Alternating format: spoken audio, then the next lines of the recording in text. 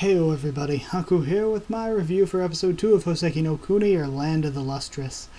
And, it was so good. It was really, really good. This is the show I think I'm most hyped about this season.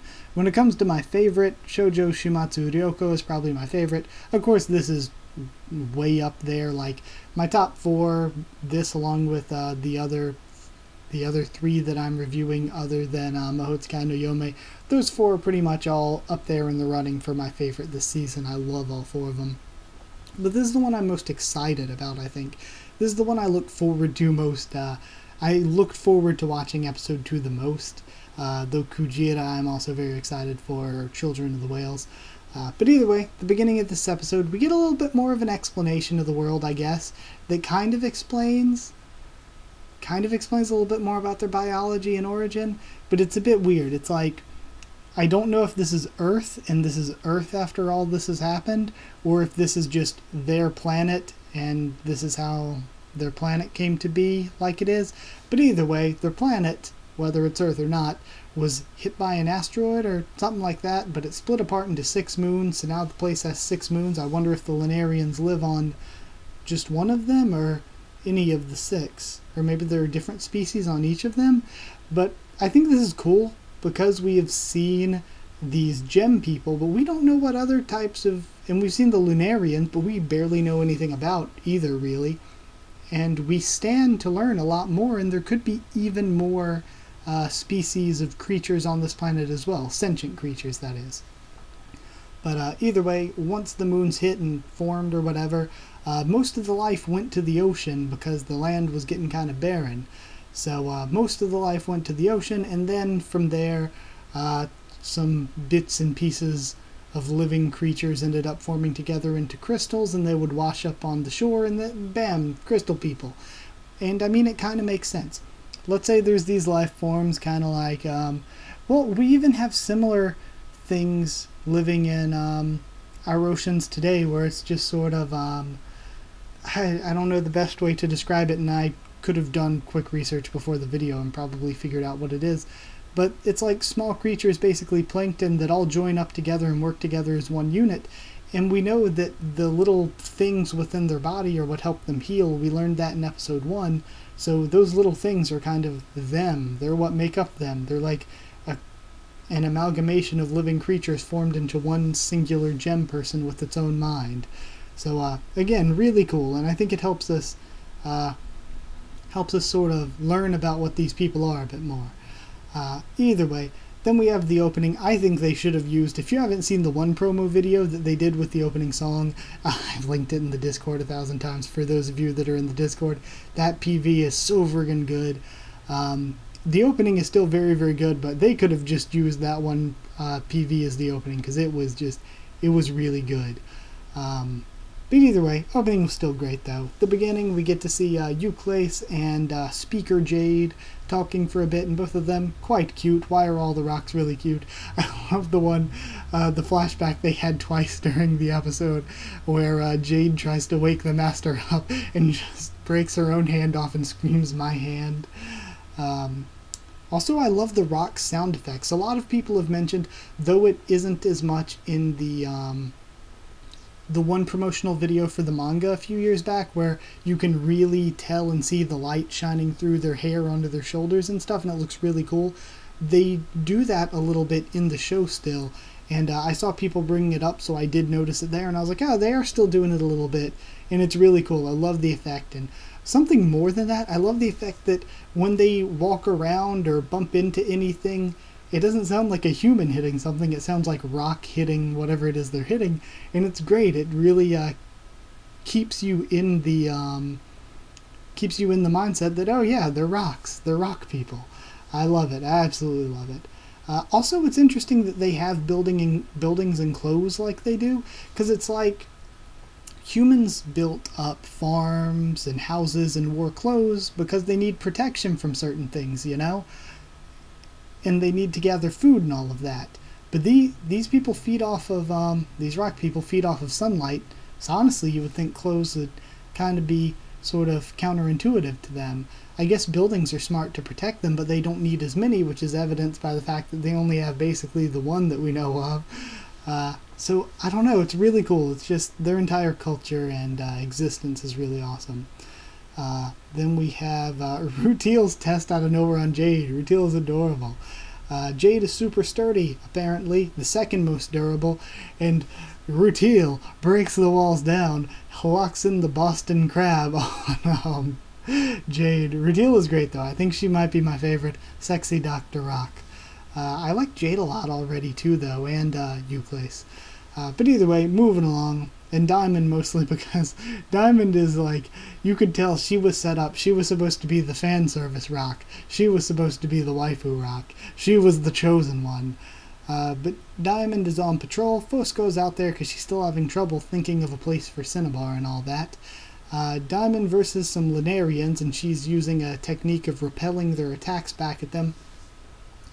But she throws Foss and tells her to run. But before that, it looked like there were a bunch of eyes in the blade. So was the blade made up of a bunch of rock people pieces? And are there still, like, pieces of people's soul or whatnot within the blade? Because that's really weird. If that is how it works, I mean, I guess that would be what they make blades out of, wouldn't it be? And I thought as well, because they put powder on to make it look like skin, and in real life, Rutile or Rutile or whatever is ground up to make white powder. So do they grind up pieces that grow from Rutile's body to make the powder to put on themselves? It's so weird. Like, man, so much about this series is so cool because you get to think about all this stuff. That just makes it so much better. Either way, Diamond throws Foss and says to run. Then they're saved by Bort. And we learned that Diamond is hard but fragile when it comes to getting hit, but Bort is hard as Diamond, just like Diamond is, but can sort of take an impact and disperse it or whatever and doesn't just break apart because they're not like monocrystallar or mono something. Basically, their crystal isn't just one fixed crystal. It's a bunch of tiny crystals formed together into one unit. So that would be the difference between Diamond and Bort. So either way, they are in a situation where Diamond says, they can't live with each other or live without each other. So they have a kind of weird relationship. But Foss yells at Bort from behind Diamond. We have lewd Diamond face and just sexy rock poses. And why do all the rocks have really nice butts? I have no idea. Lunarians then attack the school, I think they call it, while the Master is napping. That's their one big building. Bort completely wrecks it, though. Completely destroys the Lunarian. When it drops the shell that the slug comes... Or, I guess technically snail, not slug. But when it drops the shell that the snail comes out of, I love the scene where Foss is just trying to put the responsibility of it onto Euclase, and Euclase is trying to put the responsibility onto Foss, and they're just going back and forth, trying to not have to deal with this. The shell then eats Foss and Euclase's sword and starts dissolving stuff, and Foss is dissolving. Bam, hits us with a cliffhanger. The ending is really good, I think, and I think next week they're just... Either the next episode or the episode after that, Foss is going to be revived in some form. Basically, and she's going to be stronger, I'm betting. Basically, what I'm feeling here is that she got Eren Yeagered. You get eaten to come back stronger. But I thought for a second it was going to eat Bort, and that would mean Foss comes back but with Bort's strength or something, so that she could be a fighter now or whatnot.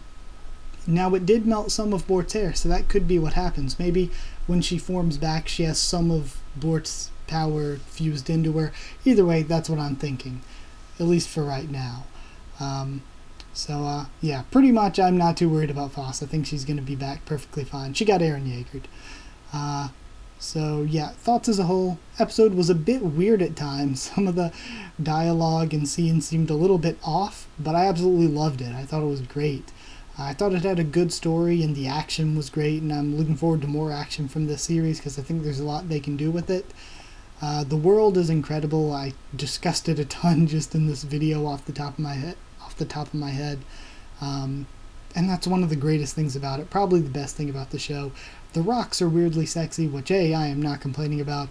And Rutile is my favorite right now, I think. Sexy Doc Walls of Jericho rock. So, yeah. Either way, I'm going to give it, I don't know. I did really, really like it, but I guess because it was kind of weird, I'm not going to give it too close to perfect. Pretty close either way. Giving it 9 out of 10. 9 dissolving snail things. I don't know. 9 out of 10. So yeah, either way, I enjoyed the video a lot. As for my favorite character so far, let's rank these, excluding the Master, because I feel like he would be at the bottom anyway because of my attraction to the more feminine looking rocks, but they're rocks, so I don't get it. But either way, least favorite rock currently is Bort, because she's kind of bitchy, and also the name Bort kind of throws me off a bit. And then I kind of love all the rest of them, so it's kind of hard to judge them. I guess next would be Diamond, even though I like Diamond a lot. And then maybe Euclase, and then Jade and Euclase are about the same, but maybe Jade just a little bit higher. And then, actually no, below Diamond, but above Bort would be Cinnabar. Cinnabar is just the angsty Homura of the group. So yeah, then top 2 would be Phosphophilite in second, and then Rutiel, my favorite top rock right now. But Phos is pretty close. So yeah, either way, I guess that's what we end up with. And then of course, I think we saw another rock or two at last episode, but I don't remember their names, so I'm just gonna forget them for right this second until we learn more about them. But yeah, either way, that's it. Like, if you did like the video, comment on there to tell me what you thought of this episode, what you thought of my thoughts on it. Subscribe for more Houseki no Kuni, much more on the channel. I really, really like this series. I'm also reviewing 4 more anime and a bunch of manga and other stuff. And that's about it. Follow on Twitter if you want. I can try to keep you updated there and stuff for the channel or talk to you there. And if you want a link to our Discord server, just ask and I'll give you one. That's it. Thank you once again for watching, and I'll see you all next time.